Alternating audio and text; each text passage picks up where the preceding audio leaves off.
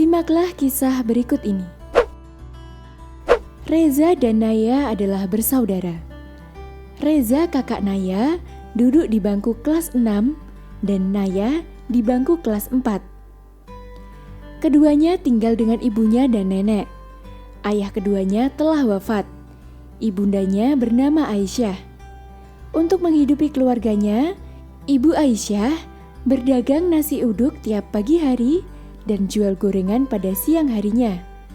Meskipun Reza dan Naya masih duduk di sekolah dasar, tetapi keduanya mengerti bahwa ibundanya seorang diri bekerja membanting tulang, mencari nafkah untuk menghidupi keluarganya. Tiap pukul 3 pagi, Ibu Aisyah sudah bangun. Ia sholat tahajud terlebih dahulu. Baru kemudian menanak nasi uduk untuk dijual pagi hari. Reza bangun saat azan subuh berkumandang. Setelah sholat subuh, Reza membangunkan Naya kemudian mencuci piring-piring kotor. Nenek membantu menyapu lantai. Sebelum berangkat ke sekolah, Reza dan Naya membantu ibundanya melayani pembeli nasi uduk hingga pukul 6 pagi. Setelah itu, keduanya mohon izin berangkat ke sekolah yang jaraknya tak jauh dari rumahnya. Reza dan Naya selalu mencium tangan ibunda dan neneknya jika ingin berangkat ke sekolah. Ibu Aisyah selalu berpesan kepada kedua putra-putrinya, "Reza, Naya, hati-hati di jalan. Jika menyeberang jalan, lihat kiri, kanan, arus lalu lintas. Di sekolah, belajarlah dengan giat dan tidak nakal ya nak. Ibu bekerja keras untuk biaya sekolah kalian." "Baik bunda," jawab Reza dan Naya serentak. Reza dan Naya sangat hormat dan patuh kepada bundanya yang siang malam membanting tulang bekerja untuk membiayai keluarganya. Reza dan Naya juga sangat sayang kepada nenek yang selalu bercerita sebelum keduanya berangkat tidur. Bahkan, nenek selalu menanyakan pelajaran apa saja yang dipelajari di sekolah. Nenek juga yang mengingatkan Reza dan Naya untuk menghormati dan mematuhi nasihat guru di sekolah. "Reza, Naya, ingat pesan nenek ya. Jika di kelas, perhatikan penjelasan guru mengajar. Hormati dan patuhi nasihat guru kalian, karena guru yang menyebabkan kalian pintar." "Iya, Nek," jawab keduanya serentak. "Ada lagi yang paling penting," lanjut nenek. "Apa, Nek?" "Hal yang paling penting adalah jangan membuat bunda kalian sedih dan kecewa, karena bunda kalian sudah berjuang membesarkan kalian seorang diri," nasihat nenek. "Baik, Nek," jawab Reza dan Naya serempak. Nasihat nenek dan bundanya membuat Reza dan Naya sungguh-sungguh belajar. Meskipun mereka hidup sederhana, tapi mereka tidak merasa minder dan pantang menyerah. Nah, anak-anak, setelah mencermati kisah di atas, apa intisari yang dapat disimpulkan? Intisari dari kisah di atas adalah peringatan agar kita memiliki rasa hormat, sayang, dan patuh kepada orang tua, guru, dan anggota keluarga. Orang tua yang memelihara dan membesarkan kita. Guru yang mengajar kita membaca dan menulis. Sudah sepantasnya kita menghormati dan mematuhi nasihat guru. Allah telah mengingatkan di dalam Al-Quran, Quran Surah An-Nisa ayat 36, yaitu "Wa'budullaha wa la tusyriku bihi syai'an wa bil walidaini ihsana wa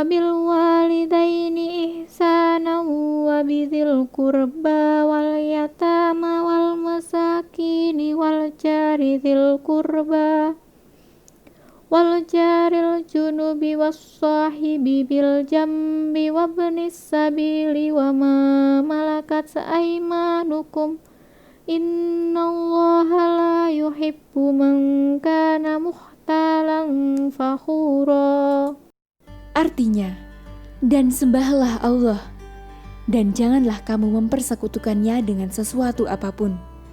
Dan berbuat baiklah kepada kedua orang tua, karib kerabat, anak-anak yatim, orang-orang miskin, tetangga dekat dan tetangga jauh, teman sejawat, ibnu sabil dan hamba sahaya yang kamu miliki. Sungguh, Allah tidak menyukai orang yang sombong dan membanggakan diri. Nabi Muhammad pun mendukung untuk berbuat baik kepada orang tua, yaitu Man barra walidayhi tuba lahu wa sadallahu fi umurih.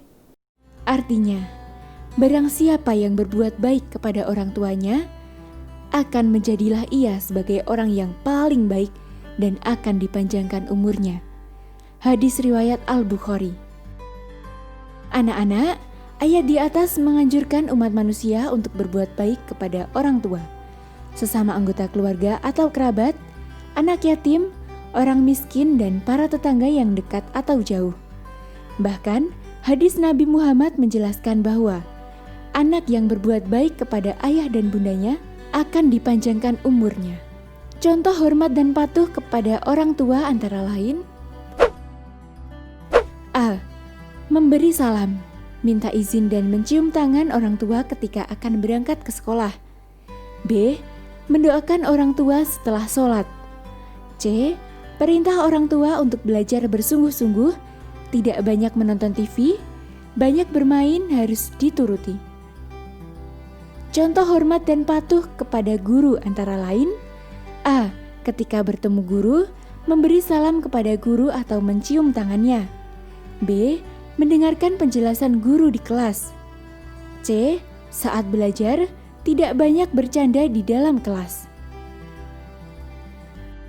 Contoh hormat dan patuh kepada sesama keluarga antara lain: A. Jika bertemu saudara atau keluarga yang lebih tua, seperti nenek atau kakek, paman atau bibi atau kakak, hendaknya memberi salam dan mencium tangannya. B. Mematuhi setiap nasihat kebaikan dari anggota keluarga yang lebih tua. C. Terhadap adik yang lebih muda hendaknya disayangi. Dari materi yang telah disampaikan, kita mengetahui bahwa 1. Husnuzon atau berbaik sangka, baik kepada sesama manusia, terutama kepada Allah yang telah menciptakan kita. Misalnya, jika kita mendapat ujian hidup, kita harus berprasangka baik terhadap Allah. 2. Prasangka atau negatif itu perbuatan dosa. Misalnya, mencari-cari kesalahan orang lain dan bergunjing karena bergunjing diibaratkan seperti kita memakan daging saudaranya yang sudah mati. 3. Simpati adalah ikut merasakan orang lain sehingga mampu merasakan apa yang dialami, dilakukan dan diderita orang lain. 4. Toleransi adalah sikap saling menghormati dan saling bekerja sama di antara kelompok-kelompok masyarakat yang berbeda, baik secara etnis, bahasa, budaya, maupun agama. 5. Hidup rukun berarti hidup damai dan setuju terhadap keberadaan